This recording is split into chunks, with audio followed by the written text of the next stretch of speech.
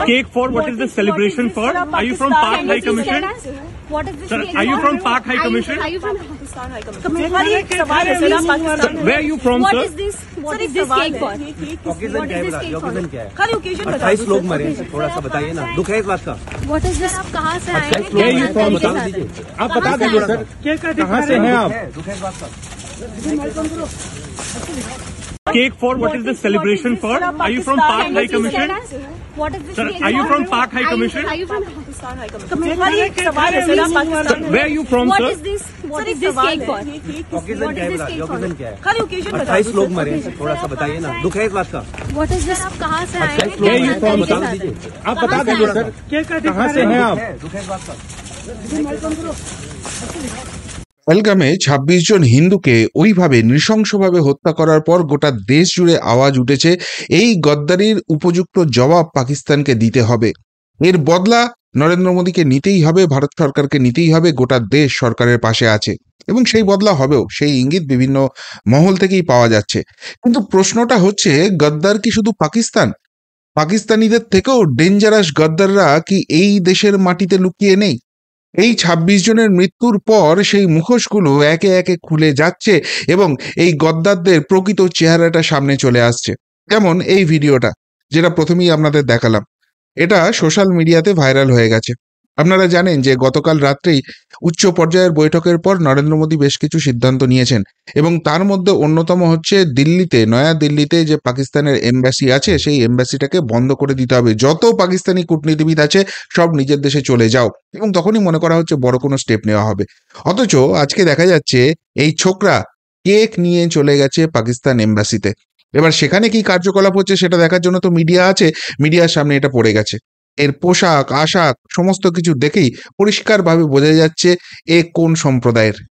আর সেই জায়গা থেকে একে যখন সংবাদ মাধ্যম প্রশ্ন করছে, কে তুমি তুমি কি পাকিস্তান এম্বাসিতে কাজ করো, তোমাকে কি কেকের অর্ডার দেওয়া হয়েছিল, কোনো উত্তর দিতে পারছে না, সংবাদ মাধ্যমের সামনে থেকে পালিয়ে যাচ্ছে। এখন বুকে ধুকপুকুনি ধরে গেছে। তাহলে কেকটা নিয়ে এসেছিল কেন?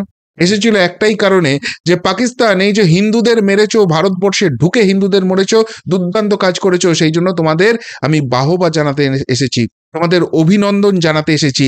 এর ডিএনএতে কি ভারতীয়ত্ব থাকতে পারে?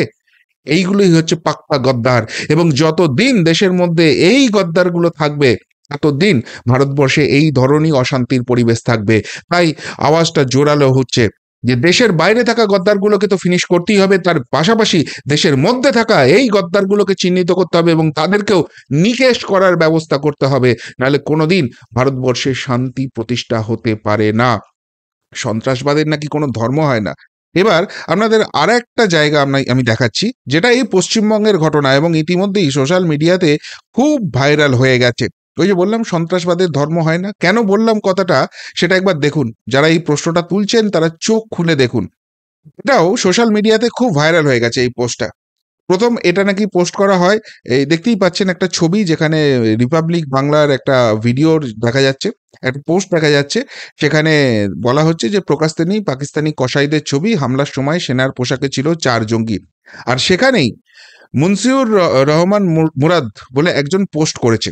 সেই পোস্টটা কি সেটা একটু আপনাদের বড় করে দেখায়, এবং কেন এটা ভাইরাল হয়েছে, পশ্চিমবঙ্গের মানুষ কেন এটা নিয়ে কথা বলছে।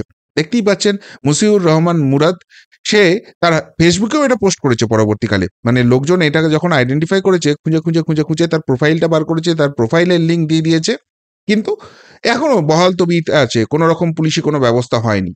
আসছি সেই প্রসঙ্গ, কি লিখেছে পরপর পোস্টগুলো আমি একটু আপনাদের দেখাচ্ছি, তাহলেই বুঝতে পারবেন কি ধরনের গদ্দার এই বাংলার মাটিতে লুকিয়ে আছে, এই ভারতবর্ষের মধ্যে লুকিয়ে আছে। এরা পাকিস্তানিদের থেকেও বেশি শয়তান, বেশি ডেঞ্জারাস। বলছে, আমি ভারতের ওয়েস্ট বেঙ্গল রাজ্যে মুর্শিদাবাদ জেলার ইসলামপুরে থাকি। আমরা মুর্শিদাবাদ ও মালদার মুসলিমরা ভারতের থেকে আলাদা হয়ে বাংলাদেশের সাথে যুক্ত হতে চাই। আমরা স্বাধীনতা চাই, প্রয়োজনে বাংলাদেশ পাকিস্তানকে নিয়ে আমরা গাজায়াতুল হিন্দ জন্য তৈরি হব। আমরা জিহাদ করব, ইসরায়েল আর ভারতের বিপক্ষে যুদ্ধ ঘোষণা করলাম। আমরা সকল মুসলিম, সবে তো কাশ্মীর মরল। পাকিস্তানকে ধন্যবাদ কাশ্মীরে হিন্দু জঙ্গিদের হামলা করার জন্য। ফিলিস্তিন জিন্দাবাদ, বাংলাদেশ পাকিস্তান জিন্দাবাদ, ইসরায়েল ও ভারতীয় জঙ্গি হিন্দু মুর্দাবাদ। ভাবুন একবার, ওরা জঙ্গি ছিল? যারা কাশ্মীরের পহেলগামে মারা গেল জঙ্গি ছিল? সাধারণ মানুষ, পর্যটক। শুধু কি না কলেমা পড়তে পারে না, শুধু কি এরা হিন্দু ছিল, সেই জন্য এই 26 জনকে গুলি করে মারা হলো। আর সেইটা নিয়ে উল্লাস প্রকাশ করছে এই পশ্চিমবঙ্গের মাটি থেকে বাংলায় লেখা একজন। শুধুমাত্র তাই নয়, এর পরপর পোস্টগুলো দেখাচ্ছি। আর একটা পোস্টে লিখছে, আমি এবার যে বললাম না যে ফেসবুকেও পোস্ট করেছে, সেটাও লোকজন স্ক্রিনশট বার করে নিয়েছে এবং তার তলায় আলাদা করে করছে, ফিলিস্তিন জিন্দাবাদ, বাংলাদেশ পাকিস্তান জিন্দাবাদ, হিন্দু ভারতীয় জঙ্গি মুর্দাবাদ, গাজায়াতুল হিন্দের অপেক্ষায় ভারতীয় মুসলিম।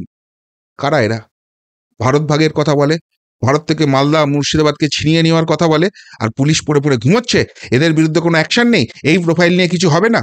কেন পুলিশের প্রশ্নটা তুলছে আর একটু পরে বলছি। এর পোস্টগুলো আগে দেখুন যে কি ধরনের, কোন ধরনের ভারত বিরোধীরা ভারতের মধ্যে ঢুকে আছে। এরা গদ্দার ছাড়া কি? ওই কাশ্মীরে যে জঙ্গিগুলো ছিল তাদের সঙ্গে এদের যোগ রয়েছে, পরিষ্কার।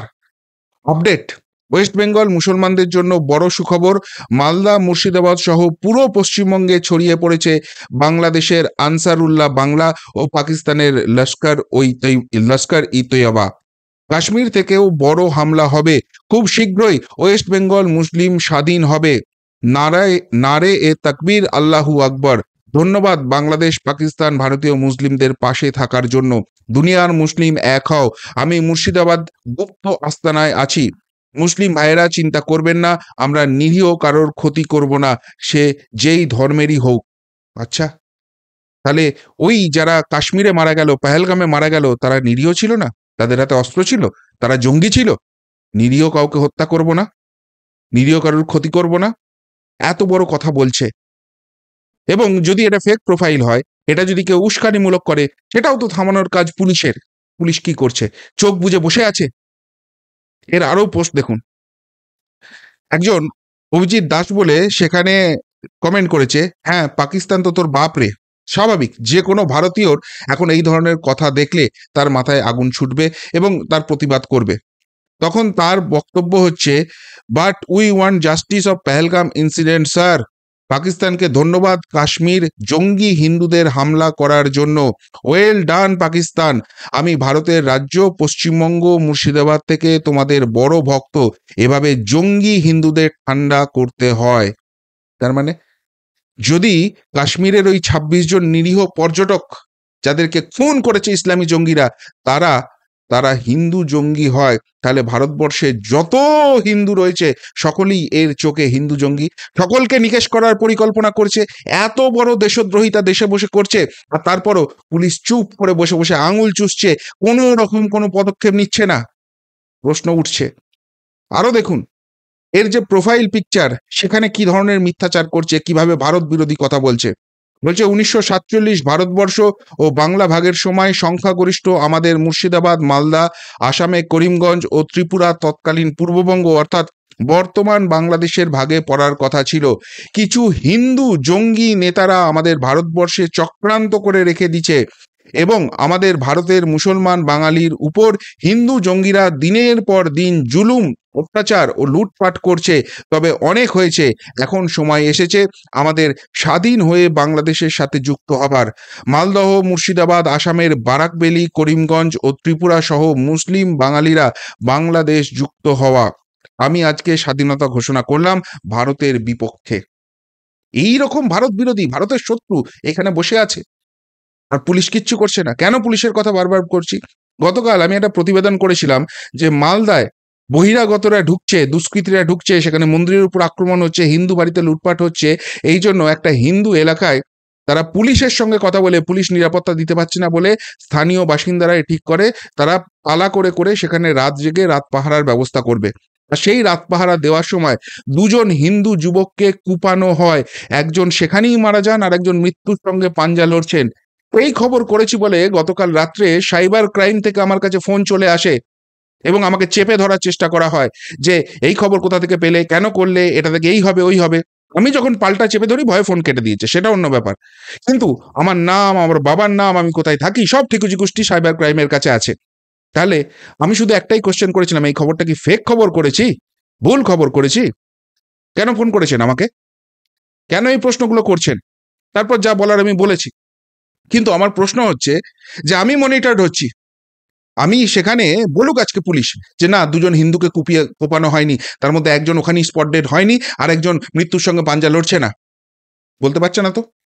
সমস্ত মিডিয়া কভার করছে সেই খবর, আর সেই খবর সামনে নিয়ে আসার জন্য সাইবার ক্রাইম থেকে ফোন করে চাপ দেওয়া হচ্ছে। আর এই ধরনের যখন প্রোফাইল থেকে পোস্ট হচ্ছে তখন সেটা সাইবার ক্রাইমের চোখে পড়ে না। সাইবার ক্রাইমের চোখে পড়ে না যখন ওই জঙ্গিপুর নয় তো ওটা কি, বেলডাঙ্গাতে যখন ওই কার্তিক পুজো নিয়ে গন্ডগোল হয়েছিল, তখন বিশেষ সম্প্রদায়ের একজন ভিডিও করে নিজের মুখ দেখিয়ে বলছে নির্দিষ্ট সময় করে ওই দিন ওই সময়ে এসো তার জাত ভাইয়েরা, এবং তারপর হিন্দুদের মাটির নিচে পুঁতে দেবো। তখন সেই ভিডিও স্টপ হয় না, সেই ভিডিও পুলিশের চোখে পড়ে না। যখন মালদার মোথাবাড়িতে গাড়ির পর গাড়ি ভাঙা হচ্ছে, উত্তেজনা হচ্ছে, তখন পরিষ্কারভাবে মুখ দেখিয়ে বলে দেয় আমার নাম অমুক, আমার ফোন নাম্বার অমুক, কালকে হিন্দুদের সবক শেখাবো, এই সময়ে এসো, তখন পুলিশের চোখে সেটা পড়ে না। পুলিশ সামনে দাঁড়িয়ে দেখে গাড়ি ভাঙচুর হচ্ছে, নীরব দর্শক হয়ে থাকে। যখন মহাকালের তিলক লাগানো আছে গাড়িতে, সেই জন্য সেই গাড়ির উপর হামলা চলে, ভাঙচুর চলে, পুলিশ নীরব দর্শক হয়ে থাকে। পুলিশ এগুলো দেখতে পায় না। আর আমি যখন পোস্ট করছি মালদাতে এই ঘটনা ঘটেছে, সেটার জন্য সাইবার ক্রাইম থেকে ফোন আসে, তাহলে এই প্রোফাইল কি করে ঘন্টায় ঘন্টায় এরকম পোস্ট করে যেতে পারছে? সেই প্রোফাইল সোশ্যাল মিডিয়ায় ভাইরাল হয়ে গেছে, সবাই শেয়ার করছে, তার লিঙ্ক অব্দি দিয়ে দিচ্ছে। পুলিশ এখনো ইনঅ্যাক্টিভ হয়ে বসে আছে কিসের জন্য? নাকি 14 তলা থেকে নির্দেশ আসেনি? এটাই রাজনীতি? হ্যাঁ, এরা যা খুশি তাই লিখতে পারে, ভারত বিভাজনের কথা বলতে পারে, ভারতের নামে মিথ্যাচার করতে পারে, যারা নিরীহ মানুষ মারা গেছে তাদেরকে জঙ্গি বলতে পারে, হিন্দু জঙ্গিদের মারব বলতে পারে, ভারতের বিরুদ্ধে স্বাধীনতা ঘোষণা করতে পারে, কিন্তু পুলিশ কিছু করবে না এদেরকে। যত বিত্তাপ হবে খবরটাকে সামনে নিয়ে এলে, এবং করবে কেন? রাজনীতির অঙ্ক দেখুন কিরকম। কালকে আর একটা খবর আপনাদের দেখিয়েছিলাম, নিশ্চয়ই আপনাদের মনে আছে, যে এক মৌলবী, ঝাড়খণ্ডের এক মৌলবী কনগ্রাচুলেট করেছিল পাকিস্তানকে, দারুণ কাজ করেছো হিন্দুদের মেরে, তাকে তারপর অ্যারেস্ট করেছিল ঝাড়খণ্ড পুলিশ। আজকে মিডিয়া আরো সেখান থেকে খবর পাচ্ছে, WB link with man thanking পাক ফর পেহেলগাম। পেহেলগাঁও জঙ্গি হামলায় উল্লাস করা দেশদ্রোহী নওশাদ দীর্ঘকাল ছিল পশ্চিমবঙ্গে। কেন সরকারের দিকে পুলিশের দিকে আঙুল তুলছি? যখন CAA হয় তখন NRC হবে বলে কাগজ আমরা দেখাবো না বলে উত্তাল করে দেওয়া হয়। কারা করে? শাসক দল করে।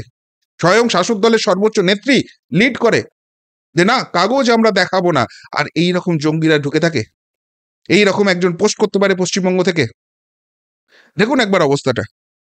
কেন কাগজ দেখাবে না? কাগজ দেখালে এরা বেরিয়ে যাবে বলে? ইয়েলো মার্ক করে দিয়েছি। এরপরে সে নাকি দীর্ঘদিন পশ্চিমবঙ্গেও ছিল। এবার কেন এই জায়গাটি ইয়েলো মার্ক করেছি? একে তো ওই পাকিস্তানকে ধন্যবাদ জানিয়েছে, উল্লাস প্রকাশ করেছে, উৎসব প্রকাশ করার কথা বলেছে, এইসবের জন্য করেছে। এবার যত তাকে ইন্টারোগেট করছে পুলিশ এবং ATS ভয়ঙ্কর তথ্য পাচ্ছে। পাটনার গান্ধী ময়দানে ধারাবাহিক বিস্ফোরণের ঘটনায় নওশাদের যোগসূত্র খতিয়ে দেখছে পুলিশ ও ATS। বুঝতে পারছেন?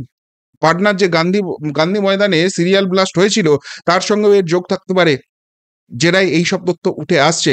তাহলে এ যখন পশ্চিমবঙ্গে দীর্ঘদিন ধরে ছিল এবং একজন মৌলবী, তার মানে কচি কচি মাথাগুলো চিবিয়ে খেয়েছে, এখানেও তার নেটওয়ার্ক ছড়িয়ে গেছে, এখানেও জাল বিস্তার করে গেছে। এগুলো খুঁজে খতিয়ে দেখার দরকার নেই? এগুলো দেশের সুরক্ষার জন্য প্রবলেম নয়? এটা এখানকার শান্তি শৃঙ্খলা বিঘ্নিত হওয়ার জন্য প্রবলেম নয়? কে দেখবে এগুলো? কার কাজ এগুলো? এইসব গদ্দারদেরকে খুঁজে বার করার দরকার নেই? এইগুলোর সাফাই অভিযান করার দরকার নেই? এরা যতদিন থাকবে ভারতবর্ষ সুরক্ষিত থাকবে? ভারতবর্ষে শান্তি প্রক্রিয়া আসবে? কারা এরা? সেই জন্যই বলছি পাকিস্তানিদের থেকেও এরা ডেঞ্জারাস, এবং তার থেকেও বেশি ডেঞ্জারাস হচ্ছে যারা এদের মদত দিচ্ছে। এত কিছু হয়ে যাওয়ার পরও এদেরকে যারা গ্রেপ্তার করছে না, এত কিছু হয়ে যাওয়ার পরও এদেরকে যারা অ্যাকশন নিচ্ছে না, তারা বেশি ডেঞ্জারাস। কি চাইছে তারা? এইভাবে কেউ সুরক্ষিত থাকতে পারে? পেহেলগাম কাণ্ড গোটা ভারতবর্ষের চোখ খুলে দিয়েছে। ভারতের বাইরে ভারত বিরোধী শক্তি যারা আছে তারা দেশের শত্রু, তাদের নিকেশ করতে হবে। নরেন্দ্র মোদী সরকার করবে, কিন্তু তার পাশাপাশি নরেন্দ্র মোদী সরকারের কাছে আরো বড় আবেদন যাচ্ছে। ভারতের মধ্যে এর থেকে বেশি ডেঞ্জারাস লোক লুকিয়ে আছে, ভারত বিরোধী লোক লুকিয়ে আছে। এদেরকে খুঁজে খুঁজে আইডেন্টিফাই করতে হবে এবং এদেরকে আসল শিক্ষাটা দিতে হবে, এদের সাফাই অভিযান করতে হবে। যতদিন না করা যাবে ততদিন ভারতবর্ষে এই রকমই শুধুমাত্র হিন্দু হওয়ার জন্য জঙ্গিরা আসবে, ইসলামী জঙ্গিরা এসে বেছে বেছে গুলি করে মেরে দিয়ে যাবে, আর অসহায় হিন্দুদের প্রাণ দিতে হবে। ভাইচারা এই চলছে। তো কি বলবেন এই নিয়ে? যদি কিছু বলার থেকে অবশ্যই কমেন্ট বক্সে কমেন্ট করে জানাবেন। এখনকার মতো এখানেই শেষ করলাম, ফেরত আসছি নতুন প্রতিবেদন নিয়ে খুব তাড়াতাড়ি। ভালো থাকবেন, সাথে থাকবেন, পাশে থাকবেন। নমস্কার।